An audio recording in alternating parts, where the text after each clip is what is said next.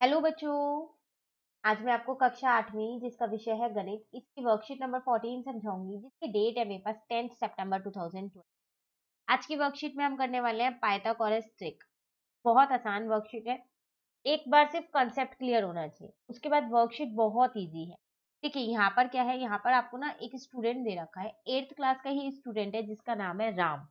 ये एक गेम खेल रहा था। गेम खेलते खेलते ना इसने एक चीज निकाली, यहाँ पर कुछ संख्याओं के बारे में, उनके बीच में जो संबंध होता है वो निकाला।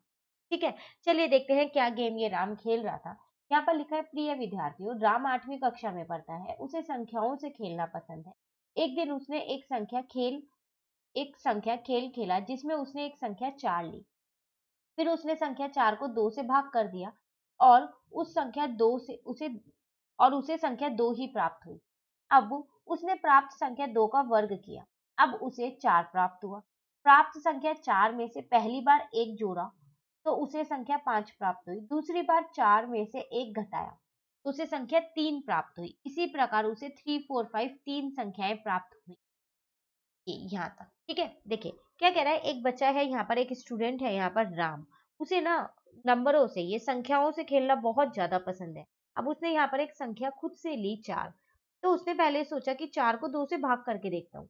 तो जब उसने 4 को 2 से भाग किया ना तो 2 आया। अब जो उसका उत्तर आया ना 2, उसने उसका क्या किया, वर्ग किया। तो 4 आ गया। वर्ग मतलब उसको ही डबल, टू टू जा कर दिया। 3 का वर्ग होगा 3, 3, 3 इंटू 3। ऐसे 2 इंटू 2 किया तो 4 आया। अब जो वर्ग करने के बाद उसका उत्तर आया ना, उसमें उसने क्या किया, एक को घटा दिया और एक को जोड़ दिया। वो एक गेम खेल रहा है अभी से। ठीक है ना। तब उसने जब 4 में एक को घटाया तो 5 जोड़ा तो 5 आ गया और घटाया तो 3 आ गया। तो उसमें 3 संख्या हो गई। शुरू में उसने 4 सोचा था, फिर बाद में एक जोड़ के और एक घटा के जो आई वो कौन सी आई, 3 और 5 आई। तो उसमें 3 संख्या कौन कौन सी हो गई, 3, 4, 5 हो गई। ठीक है। अब वो क्या सोचता है, फिर वह सोचता है कि क्या इन तीनों संख्याओं के बीच कोई संबंध है, क्या ये तीनों संख्याओं के बीच में कोई संबंध है। तो उसने देखा, उसने जाना कि दो संख्याएं 3 और 4 के वर्गों का योग तीसरी संख्या के वर्ग के बराबर है। तो उसने क्या जाना कि जब वो 3 का वर्ग और 4 का वर्ग और 5 का वर्ग, इन तीनों का वर्ग करें, जो कि ये आएगा वर्ग करके, तो जब वो दो संख्याओं के वर्गों का योग करेगा ना तो वो तीसरी संख्या के बराबर आ रहा है। दो संख्या कौन सी लेनी है, छोटी वाली लेनी है। उनके वर्ग निकालो और योग करो तो वो तीसरी संख्या के बराबर आ रहा है। तो इन तीनों के बीच में मतलब ये संबंध निकल के आया। ऐसा राम ने यहाँ पर देखा। ठीक है। अब वो आपसे कह रहा है कि जो ये गुण हमें पता चला कि दो संख्याओं के वर्ग का योग तीसरी संख्या के वर्ग के बराबर होता है, ये आपको पता है ये किसने खोजा था। तो ये जिसने खोजा था उसका नाम था पाइथागोरस। ये एक मैथमेटिशियन। ठीक है, इसलिए जो ये प्रॉपर्टी है इसका नाम पड़ा पाइथागोरस ट्रिक। इन्हीं के नाम पर ये प्रॉपर्टी का नाम पड़ा। ठीक है। तो यहाँ लिखा है, संख्याओं का एक ऐसा समूह जिसमें दो संख्याओं के वर्गों का योग तीसरी संख्या के वर्ग के बराबर होता है, इन्हें हम पाइथागोरन ट्रिक के नाम से जानते हैं। यदि ए बी और सी कोई पूर्णांक है तो a square plus b square is equal to c square होगा। तब आपको पता चल गया ना कि हम इन्हें क्यों पाइथागोरन ट्रिक के नाम से जानते हैं, क्योंकि पाइथागोरस ने, इन्होंने ही इसे खोजा था। क्लियर। चलिए अब हम देखते हैं कि अगर हमारे को ये जो, हमें ये तो पता चल गया कि तीन संख्या अब कैसे निकलेगी। राम ने तो पहले से ही एक संख्या सोच रखी थी ना, तो इसलिए उसने बाकी की दो अब निकाल दी, गेम खेलते खेलते में उसने निकाल दी। अब हमें जब एक संख्या दी होगी तो हम कैसे निकालेंगे, वो हमें यहाँ दे रखा है। देखो दो तरीके दे रखे हैं। राम ने जो संख्या सोची थी वो सम संख्या थी, पर ऐसा भी हो सकता है ना कि वो विषम संख्या सोच ले या फिर हम विषम संख्या सोच ले। तो फिर हम उसे 2 से तो डिवाइड नहीं कर पाएंगे, पूरा पूरा डिवाइड नहीं होगा। राम ने तो 4 सोचा और 2 से डिवाइड कर दिया आसानी से। लेकिन अगर मैं 5 सोचूं तो किससे डिवाइड करूं। तो यहाँ पर दो तरीके हैं, एक सम संख्या के लिए, एक विषम संख्या।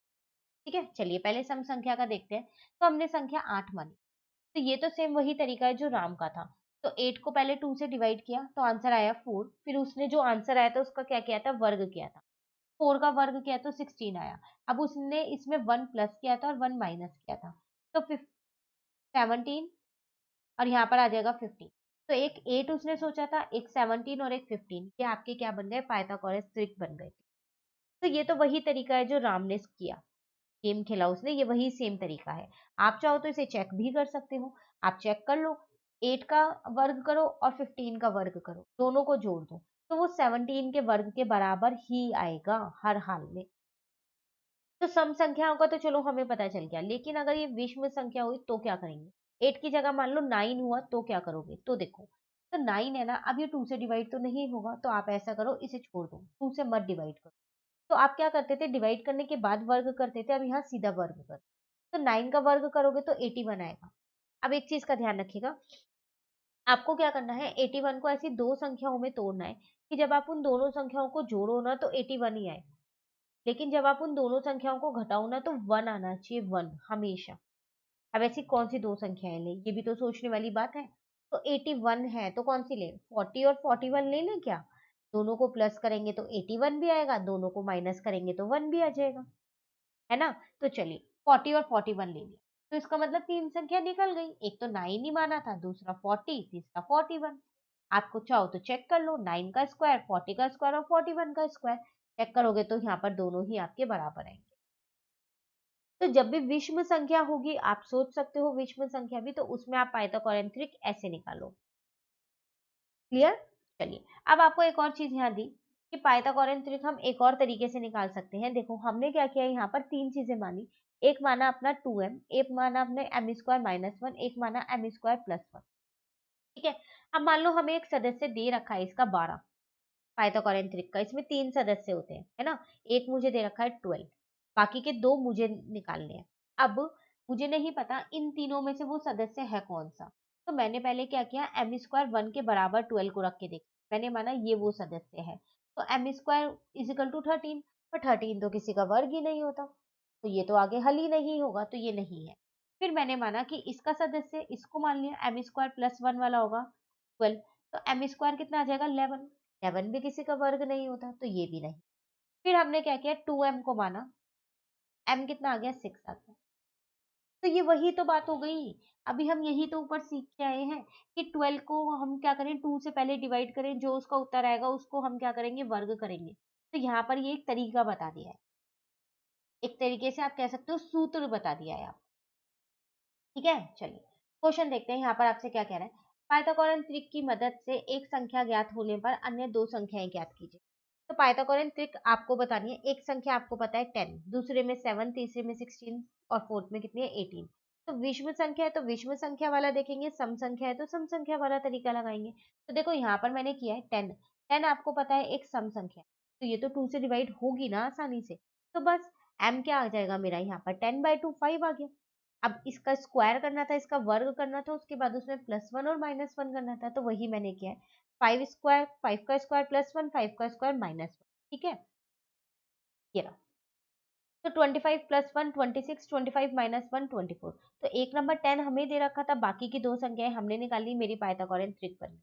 आप चाहो तो यहाँ क्रॉस चेक कर सकते हो, ये मैंने यहाँ लिख रखा है साथ में। आप ऐसे चेक करके देख सकते हो कि ये आपकी जो पाइथागोरन ट्रिक बनी है ये सही बनी है या नहीं बनी। ठीक है, उसके बाद दूसरा था आपके पास 7, तो ये आपका ऑड नंबर है, जिसको हम बोलते हैं हिंदी में विषम संख्या। यहाँ लिख देती हूँ विषम संख्या। ठीक है, इसको हटा देते हैं, यहाँ लिख देते हैं। तो इसमें वो 2 से डिवाइड वाला रूल तो नहीं लगेगा, तो इसमें डायरेक्ट क्या करेंगे, 7 का वर्ग कर लेंगे, जो कि आया मेरा 49। 49 को ऐसी दो संख्याओं में बांटना है, ऐसी दो क्रमगत संख्याएं लेनी है कि जब आप उन्हें जोड़ो तो 49 ही आए और जब आप उन्हें घटाओ तो 1 आए। तो मैंने यहाँ लिया 24 और 25, है ना? 24 और 25 दोनों को जोड़ोगे तो 49 भी आएगा, दोनों को घटाओगे तो 1 भी आ जाएगा। तो बस मेरी पाइथागोरन ट्रिक निकल गई, एक 7 निकली, एक 24 और एक 25, तीनों सदस्य निकल गए इसके। आप चाहो तो इसको चेक भी कर सकते हो यहाँ पर। ठीक है, चलिए सी पार्ट पे आ जाते हैं। सी पार्ट में 16, तो 16 आपकी क्या है, सम संख्या। जैसे अभी हमने 10 किया सम संख्या वाला, ये तो सेम वही है। तो पहले हमने इसको 2 से डिवाइड किया तो 8 आया, फिर 8 का वर्ग करेंगे तो कितना आ जाएगा 64। 64 में से 1 माइनस करो 63, 64 में 1 प्लस करो 65, ये लो आपका आ गया, बन गई आपकी पाइथागोरन ट्रिक। चेक आप कर ही सकते हो, 16 का स्क्वायर करो 63 का स्क्वायर करो, दोनों को प्लस कर दो और देखो क्या वो 65 के स्क्वायर के बराबर है या नहीं है। ठीक है, नेक्स्ट भी सेम है, सम संख्या ही दे रखे 18 आपको, तो फिर दोबारा 2 से डिवाइड किया तो 9 आया, तो एक बार 9 का स्क्वायर में +1 कर दो, एक बार 9 के स्क्वायर में -1 कर दो। तो 81 में 1 प्लस करोगे तो कितना आएगा 82 और 1 माइनस करोगे तो कितना आएगा 80। बन गई पाइथागोरन ट्रिक आपकी।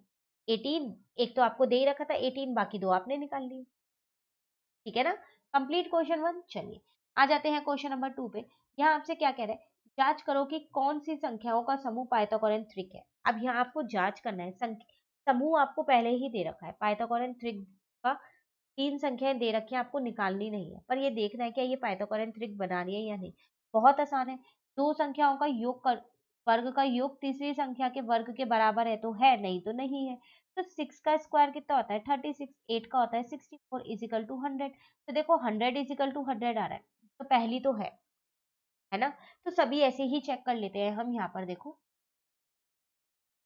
तो पहला तो हमने कर ही लिया, चलो दूसरा देख लेते हैं। तो 9 का वर्ग करते हैं और 12 का वर्ग करते हैं, दोनों को जोड़ देते हैं। अगर जोड़ने के बाद आपका 15 के वर्ग के बराबर आया तो पाइथागोरन त्रिक है, नहीं तो नहीं है। तो बिल्कुल आ रहा है, तो ये भी मेरी पाइथागोरन त्रिक है, तो उनका समूह बना रही है ये। ठीक है। अब अगर हम अपना सी पार्ट देखें, तो 5, 12 और 13 है। हमेशा याद रखना दो छोटी संख्या ही एक साथ लेना। तो 5 का वर्ग और 12 का वर्ग किया, उसके बाद उन्हें जोड़ा, तो मेरा 169 आया। ठीक है। और 13 का वर्ग कितना है, वो भी 169। इसका मतलब ये भी पाइथागोरन त्रिक है मेरी। सारी ही है, नहीं लास्ट वाली नहीं है। चलिए देखते हैं। तो 7 का वर्ग है किया, 28 का वर्ग किया और 29 का। तो 7 का वर्ग और 28 के वर्ग को जब जोड़ा ना, तो वो 29 के वर्ग के बराबर नहीं आ रहा है, अलग आ रहा है। इसका मतलब ये मेरी पाइथागोरन त्रिक नहीं है। क्लियर। चलिए, यहाँ पर हमारी आज की वर्कशीट कंप्लीट हो जाती है। कौन सी है, वर्कशीट नंबर 14। अब वर्कशीट नंबर 15 हम अपनी नेक्स्ट वीडियो में समझें। तो अगर आपको ये वीडियो अच्छी लगी तो लाइक जरूर कीजिएगा और मेरे चैनल को सब्सक्राइब कीजिए। Thank you.